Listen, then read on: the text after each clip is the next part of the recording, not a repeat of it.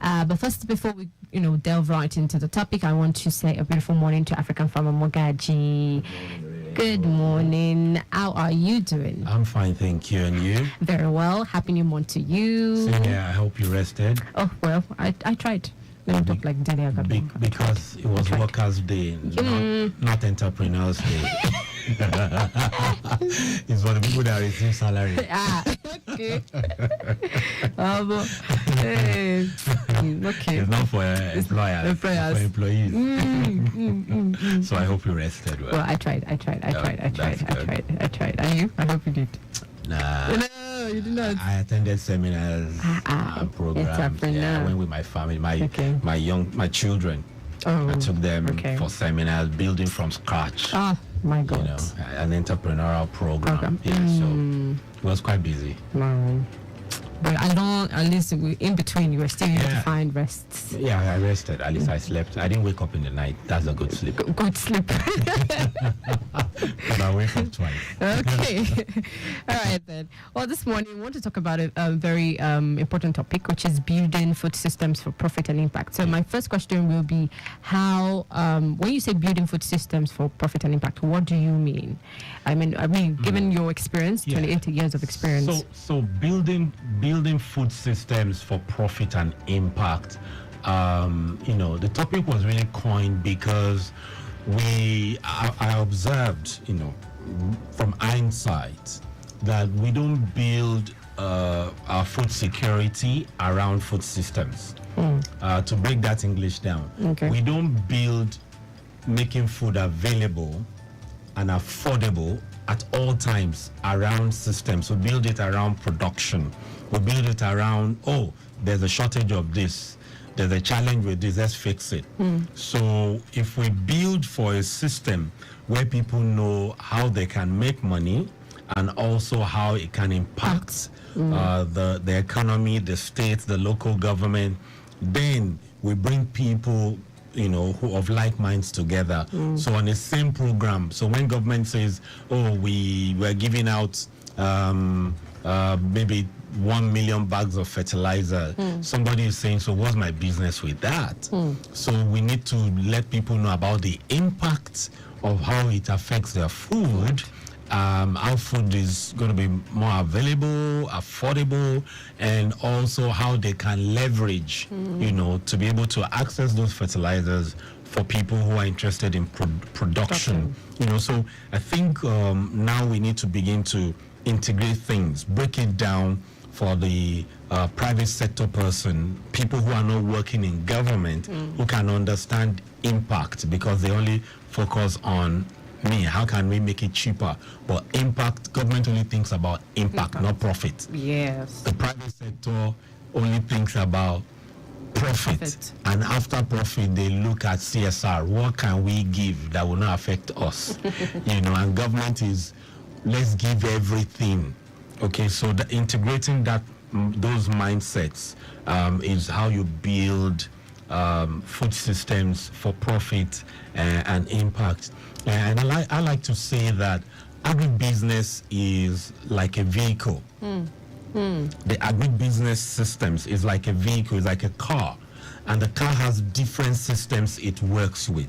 So if anytime that you hear agribusiness, or even agriculture, anything agric, the way we call it in Nigeria, once you hear agric, you should understand that it works within a system like a vehicle.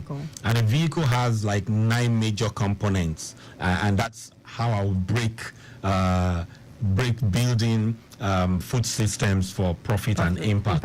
And so the first is the engine. The engine is responsible for the power, for the movement of the vehicle. And also a component of that has to do with the lubrication and the cooling system. And so that's the power source. And that in the agri sector is the education. The education component is the engine of agric or agribusiness, as the case may be.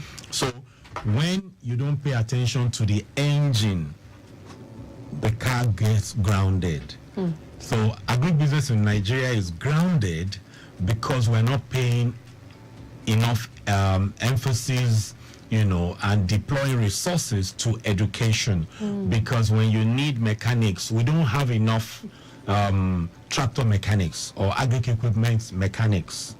So, the tractor mechanics are too far from any producing areas. So the downtime is always high. And so if we are chunking out mechanical engineers who cannot handle tractors, agri engineers who cannot handle tractors. So education is the engine in agribusiness, and we're not putting money there. And we're not giving even political will into education. Agri-education is mass, not quality.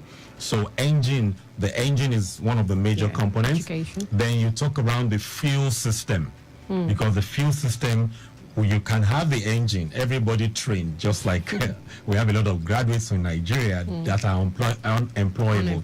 So you have the fuel system, and the fuel system for me is the funding. Okay, you can have the engine, you can have many graduates chunked out, even in quality, but if you don't have the right type of funding. So agribusiness in Nigeria, or agric in Nigeria, does not have the right funding. So that system, the fuel system, is the funding system, the funding value chain. The right funding to be disbursed at the right time, that is agric-friendly.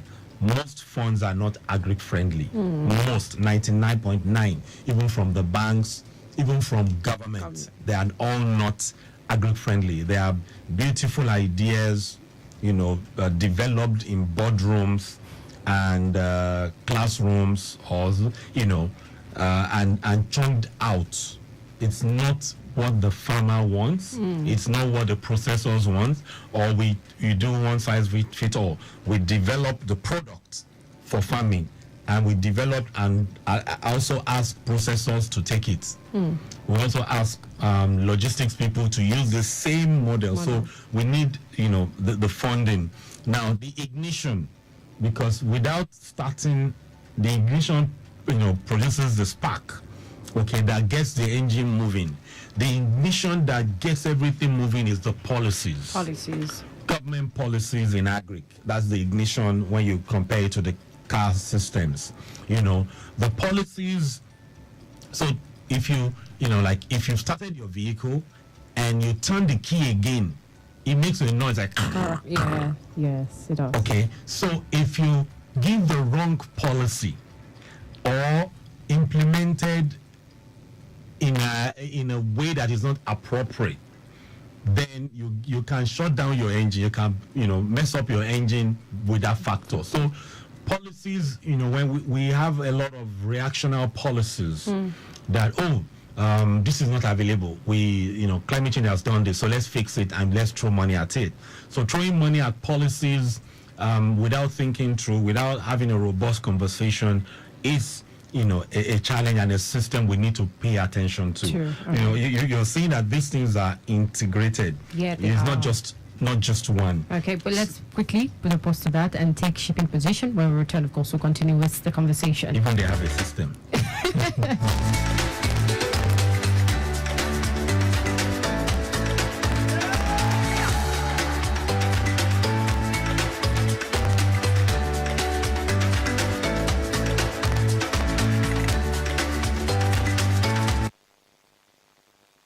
This is Shipping Position, brought to you by Lagos Traffic Radio 96.1 FM.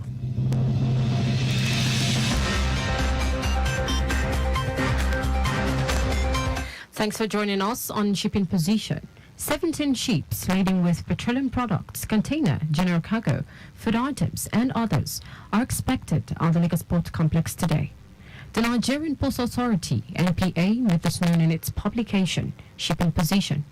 The publication said that 12 of the ships contains AGO, B-urea, container, PMS, crude, PMS, and Jet A1. NPA reports that 2 motor vessels are waiting to berth with PMS and container, while 3 motor tankers are waiting to berth with Jet 80, crude, and gas oil. And that's all for Shipping Position. Thanks for listening. Fam School continues in a moment.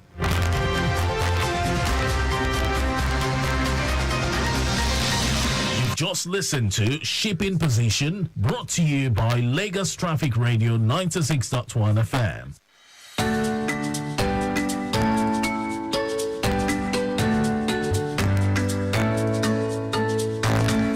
Welcome back. It's still Farm School on Lagos Traffic Radio 96.1 FM with African farmer Mogaji. But before we continue with the conversation, let's quickly take you into traffic updates. For those around Okeodo axis, currently we learned that there is more like a fraction, a market fraction between two market areas, and this is taking place at Ilekbo Market, Okeodo axis. Well, currently, motorists are advised to use Agege Road for now to, continue with their journey. Do not also panic, because we have RRS men, the men of RRS on ground doing the needful. Also, for those around Costain environs, earlier we learned of a burnt vehicle, a vehicle that was burning at Costain Bridge, Oteko Bridge. Now, because of this situation, traffic was affected towards Alaka Estate. But as we speak, we learned from control room that this vehicle has been evacuated. That's the burnt vehicle. It has been evacuated successfully, and traffic managers are flushing the backlog as we speak. So patience is the key. Please be patient and be calm. All right, back to African farmer Mogaji. You've spoken about three areas that we need to look at. Engine of a car, which signifies education in agriculture. Mm-hmm. You also spoke about the fuel system in a car, which represents funding in agriculture. And then the third was ignition in a car, which represents policies. Yes. So we would like to know. So the next is the electrical system. Okay. When you start the vehicle, the electrical system sends messages round to ensure that all the parts work together, that we're going on a mission. And that is the equivalent of the extension agents, the extension services that share information on innovation, on climate change and everything. That's the extension agents. Okay. So these are part of the components of agribusiness. You also have the exhaust. It pushes out the bad components of the vehicle, and that is the post-harvest. So after you've done every operation that you need to do, is the post-harvest and waste management. That's equivalent to the last, Lamata Abi? Is it Lamata? Those guys. Yeah, Lamata. Yeah. So, yes. So the waste managers, so the exhaust, managing waste, conversion of waste to fertilizers, conversion of waste to insecticides, that's a component. Because I'm using all this analogy so that when we hear agriculture, we know it's a system, not just production, not just farming. So the exhaust is as important as the fuel, as the engine system, as the ignition system, and then it takes us next to the drivetrain. The drivetrain system, which is the logistics and the distribution. Logistics as in moving, say, from one location to the other, especially state-wide, moving across the country. And the distribution is within the state. How do you distribute within the state? It's a system on its own that must be paid attention to. You can't isolate production from distribution. That means, so those components, seeing agriculture, agribusiness as a system helps us to be able to make food available, affordable at all times. And the next one, the seventh, is the suspension and steering system. So the steering system gives direction to where you want the car to turn, the left, the right, the trafficators and co.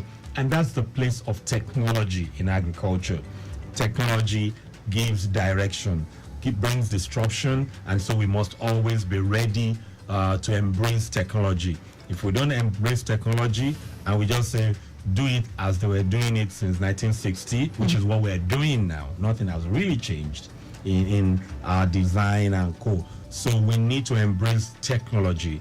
Technology could be in fabrication, technology could be in distribution, technology could be in mechanization, but we need to understand that we need to continually embrace technology. Then the eighth one would be the brake systems. Brake system. The brake systems in a vehicle. So we're talking about using a vehicle, the systems in the vehicle to understand how agribusiness plays out. The brake system is the markets. The markets can decide a break in the markets. Not understanding the markets, not investing in creating systems around markets can make the farmers, the processors, all of them can send them out of business. So the market is a system on its own that when we're investing in production, we need to invest in the market system. So you have a lot of people who go and produce, but the market system does not accept what they want. The market has not been expanded in like 30 years, maybe any market anywhere, the infrastructure there generally across the country, you hardly find developments. You don't find big cold chains. You don't find the systems changing, So we need to understand that you can invest in production. You can put in more money. You can't bring out fantastic policies and not invest in also markets. You have to break markets down. So that's, markets for me, like Lagos State is doing with the 40 plus markets that they're creating. Now, we as private sector need to understand that subsidies don't last forever. So these markets must not close down. Okay, so when the attention of government changes, something else will happen. That's how life works. Something else will happen that government needs to fix. And that money going to markets may not be priority again.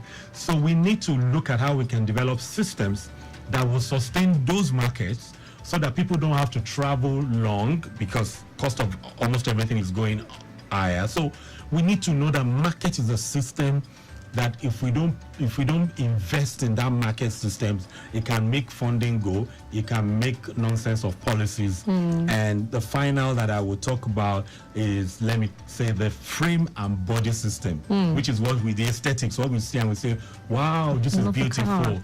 And that is the production, what we call farming. So it could be livestock, it could be crops. That is a system on its own that the dynamics of production we need to pay attention to. And, there's what is called a supplementary restraint system, which is where you see the seat belts, the seat belts, the airbags, they are added to the systems. They are not part of the core systems, and that's where you have the insurance. The agriculture insurance helps you to be able to cushion some of the challenges. Even though the agribusiness also policies need to change, a lot of things need to be improved in it. But when we want to go into agribusiness and we have this mindset that there are fundamentally 9 plus systems that must be integrated, it helps you to understand how it works. You're not just going to be saying, I want to produce. So from the beginning, you look at, okay, how do we fund it? Crucial. We look at what information have you gotten so far? With funding, what funding is available? What is government funding? Because government can be, let's say government is funding rice in Ekpe now, and you want to go and produce your rice in Ekpe, government rice will be cheaper than yours. So you may need to look elsewhere to supply, because you might not be able to match because subsidies will be given or loans will be given. So labor may be moving towards the other end than yours. So all these dynamics, so you have to understand, do you have extension services that can reach out to the farmers? How is the logistics and distribution? It's a system. If you're producing in Oyo State now, some, close to any state that borders another state, you need bigger vehicles. Especially if you're an agrarian state, you need bigger vehicles. So if you're producing in Oyo town, Ibadan, bringing to Lagos, you find the 18-passenger buses, the 10-passenger buses.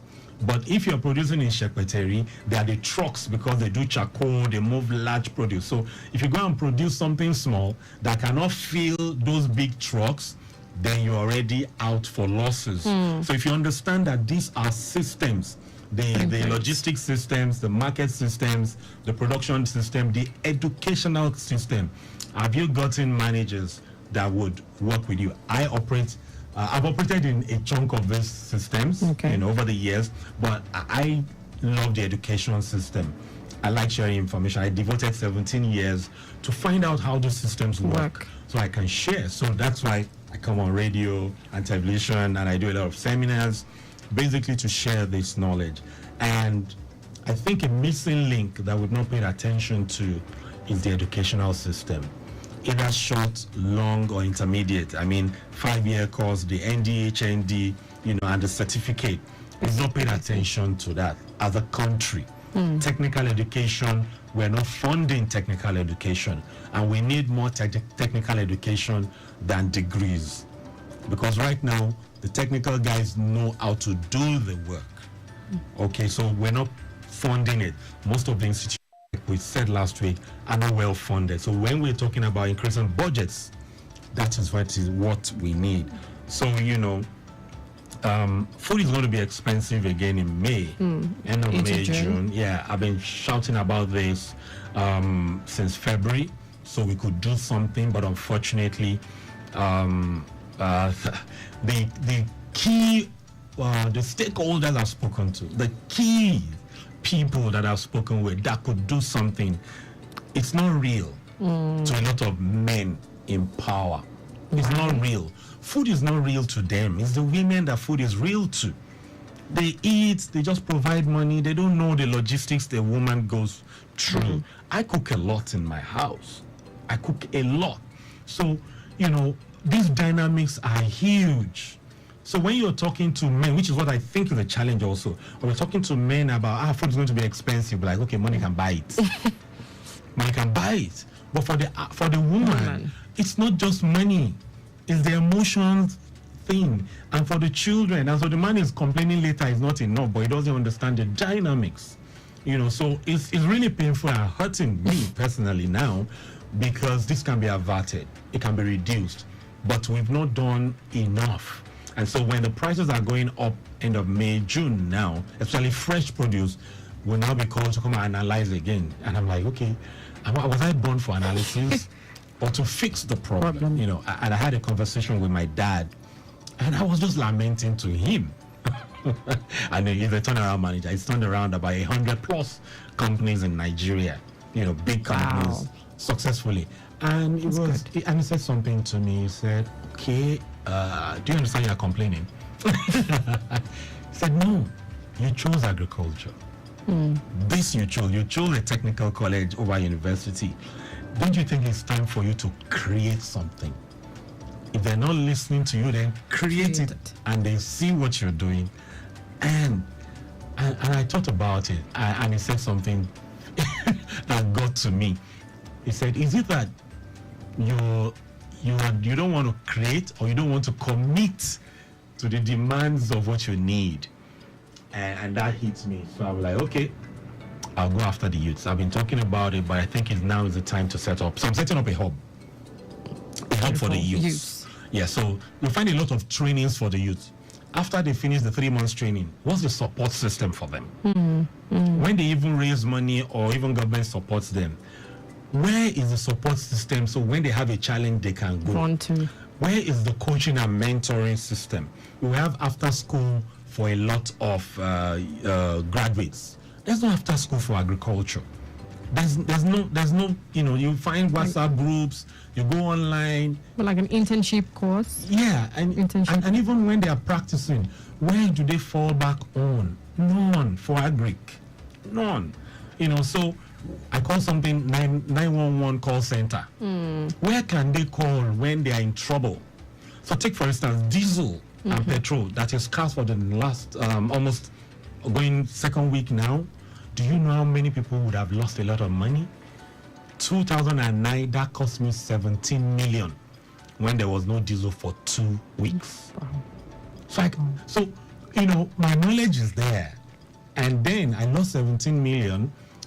But after that, subsequent fuel scarcities, I've been able to, what to do. You just cut the cost. Instead of trying to save the whole farm, save like 50%, and so you don't lose out.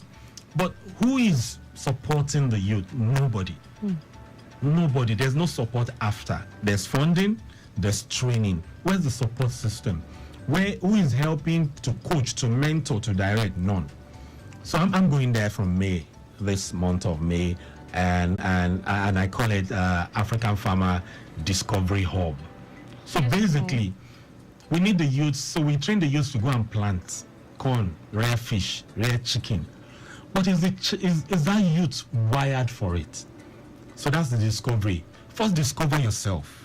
When you know what you're wired for, then you know the value chain you should be pushing. So so I do all these things free. But I just think now it's just to put a system. So I'm calling, to you, the listener today, if there's anything you can do to support, if you have a CSR budget, let's collaborate. I've discovered Africans, we don't work together. We don't collaborate. It's always me. Myself. Yeah.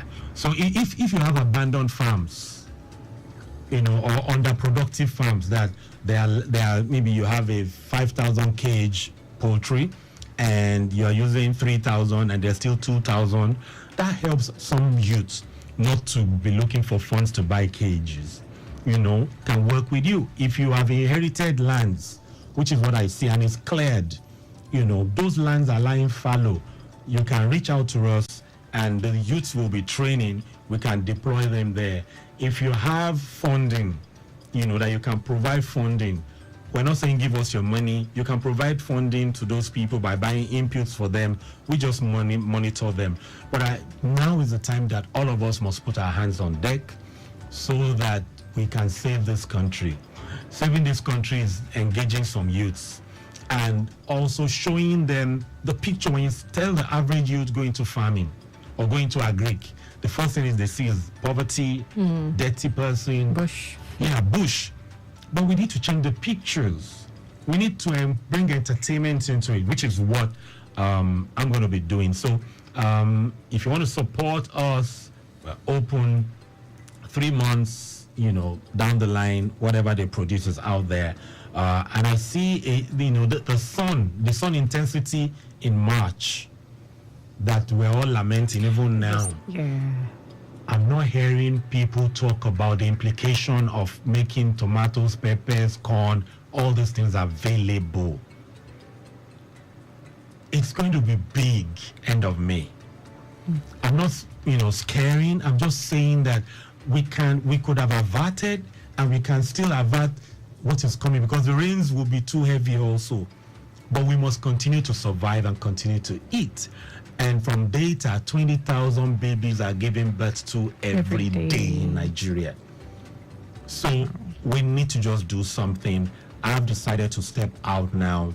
This month of May, I'm launching African Farmer Discovery Hub, focusing on youth. That's my constituency. I think I'm born for that for this season. And, the question to you also is, what are you meant to be doing this season? Even if you're about to retire, there's something for you. If you're a middle manager, there's something for you. Everybody must do something.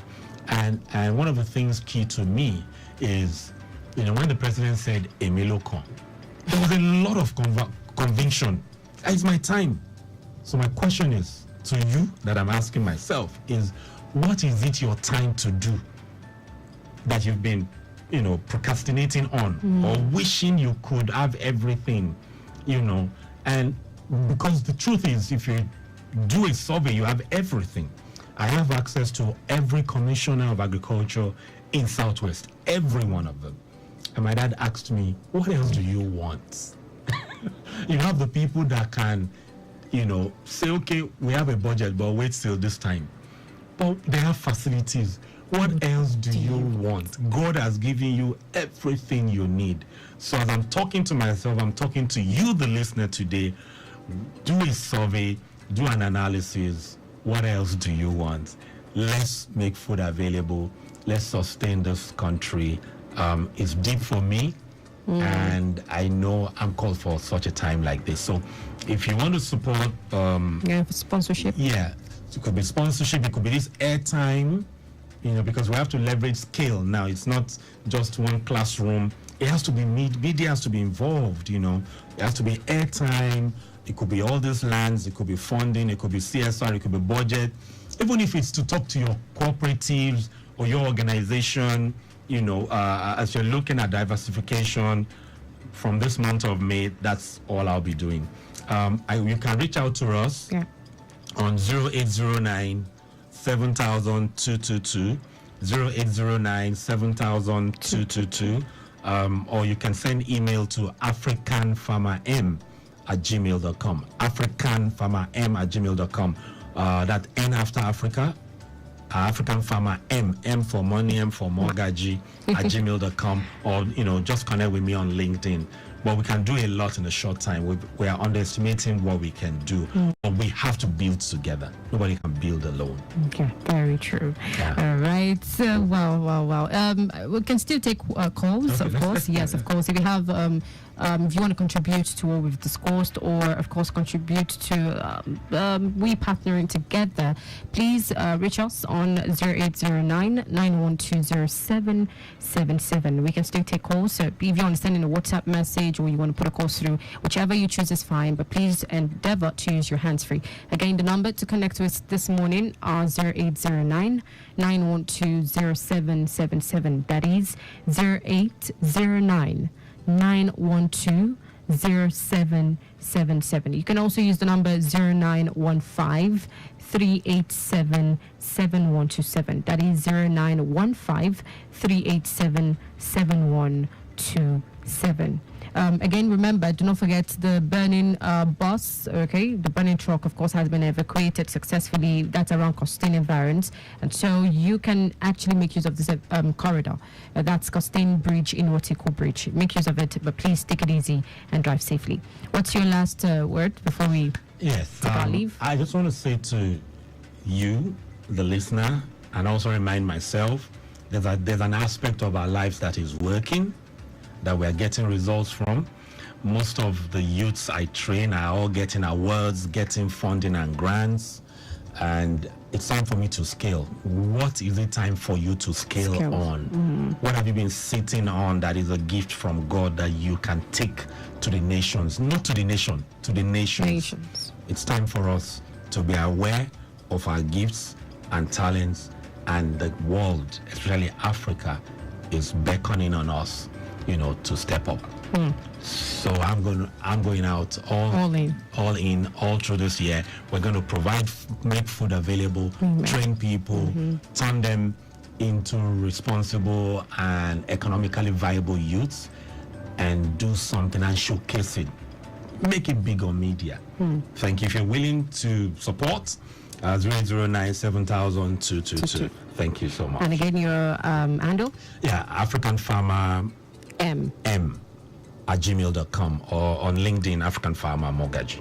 All right, and this is where we bring today's edition, which is Film School, to a close. But of course, we'll make a return again next week, Thursday at 10:15 a.m. to 11 a.m. Catch us again by next week. But in the meantime, please, of course, we need your partnership and your support. And remember, we can't do this alone. We need you in the picture. All right. Thank you very much for listening. African Farmer Mogaji, thank you very much as well for this knowledge.